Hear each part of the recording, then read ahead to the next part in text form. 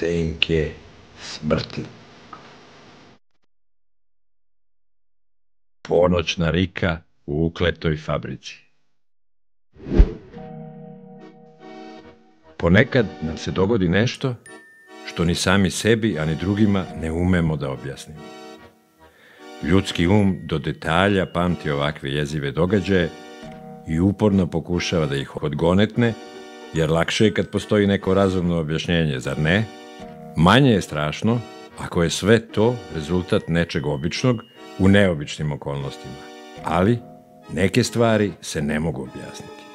Takav je i slučaj Gordane K., koja živi i radi u Slovačkoj. Ovo je njena ispovest. Ne mogu da izdržim, a da ne ispričam šta mi se desilo prošle noći. Radim u noćnoj smeni u jednoj fabrici u Slovačkoj. Šta da radim ja u Srbiji sa 35.000? Ajde, šta? Bežimo svi zbog prokleti dinar. Pre 3 dana jedna radnica je dobila 2 uzastopna infarkta na radnom mestu i, nažalost, umrla je. Noćas, u 2:30, za vreme druge pauze, izašla sam napolje iz fabrike da pušim, da bih se osamila i smirila od buke mašina. Obično ne idem tamo gde idu svi na određenom mestu za pauzu, već tu iza na sporedni izlaz. Zadnji izlaz gde ulaze kamioni za đubre da se izbacuje, to je sporedni izlaz, ovamo oni izlaze gde je mesto za pušenje, gde je kuhinja, ja tu ne idem, hoću neki mir, tako zbog telefona da bi mogla da pričam. Ima tamo jedan stočić za pušenje, znaš, zatvorenog tipa, i tamo dovode kad dovedu robijaše njihove odavde, kad rade, oni su tamo, da nisu s nama.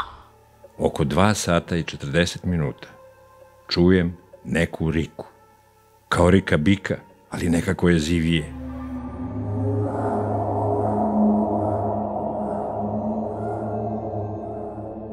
Mada tu u blizini nema ni kuća, ništa da bi se pomislilo da je neka životinja.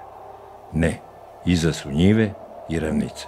Sve je ograđeno i nemoguće je bilo šta da je ušlo tu. Čulo se jedno 5-6 puta. Krenula sam bliže ogradi da vidim šta je. To nešto je dreknulo još jače.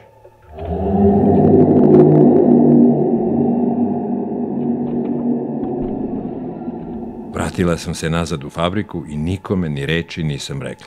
Otkud lika bijeka, ono je užasno kad čuješ. Podsjeća na bika, ali ovo je nešto jače, kao da je taj bik od 10 tona. Danas sam ispričala koleginicama šta sam doživjela prošle noći i one su me podsjetile na tu jadnu Aureliju. Meni to noćas nije ni palo na pamet. Šta je bilo, zaista ne znam. Evo razmišljam, dok sedim na pauzi blizu vrata. Ne usuđujem se da se približim ogradi.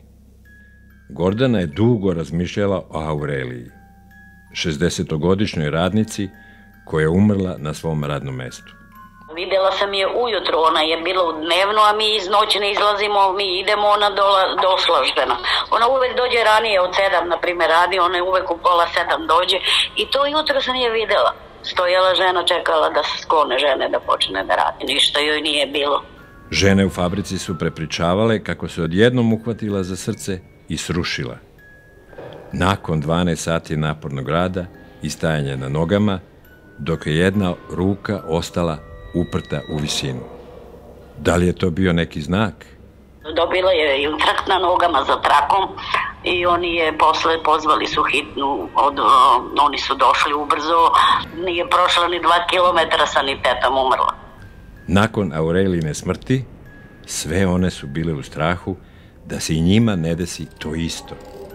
Surovi kapitalizam u tuđoj zemlji, psihička i fizička iscrpljenost, a sada i ta sablasna rika. Bilo je jezivo, sad šta je i dalje se ne zna, još su ljudi čuli, znači to se iz noći u noć ponavljalo. Noćas se čula druga žena, isto što i ja. Znači u isto vreme, 2 sata i 40 minuta. Jedan dečko mi je baš prekjuče rekao da je i on 2 puta čuo, 2 noći zaredom. On radi tamo baš gde je taj izlaz gde sam ja bila. I onda izađe si i onda popuši i kaže 2 puta sam čuo ono što si ti čuo. A šta je, nemam pojma. Trenutno čekamo. Jedan kolega i koleginica i ja. Podelili smo se i osluškivali na 2 izlaza. U 22 časa i 45 minuta, na prvoj pauzi, koleginica je čula riku. 2 puta se začula ista ona rika od prethodne 2 noći.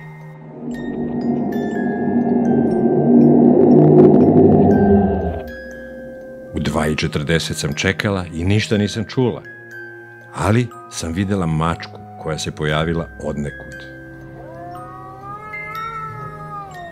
Ovde radim 6 meseci i bar sam 500 puta izašla tamo na pauzu za cigaretu, ovako noću i sama. Nikad ništa čula nisam, a ovih poslednjih 3 noći ne čujem samo ja, već i drugi, znači nisam izlapela. A i ova mačka mi nije jasna. Otkud baš noćas? Otkud mačke tamo gde nikad nije bilo, otkud neke čudne stvari. Mislim da stvarno malo je neobjašnjivo, ali desilo se. Nikad nismo ovde videli ni jednu životinju, pa ni mačku. Zaključak je da tu nešto ima i nisu čista posla. I naredne nedelje radim u noćnoj smeni i nastavit ću da pratim dešavanja dok me nešto ne ščepa.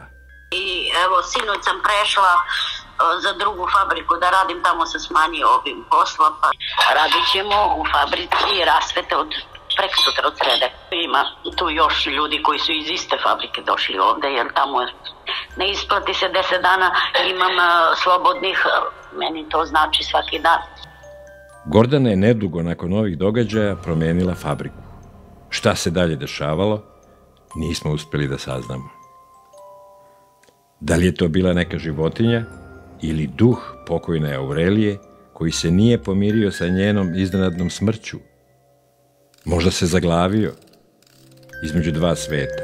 A možda je Aurelijin duh ljut na rukovodstvo fabrike i zbog toga ispušta krike, tražeći pravdu za fabričke radnike u surovoj eri neoliberalnog kapitalizma. Ako vi nekako saznate šta je dalje bilo, javite, pišite nam, ostaće među nama.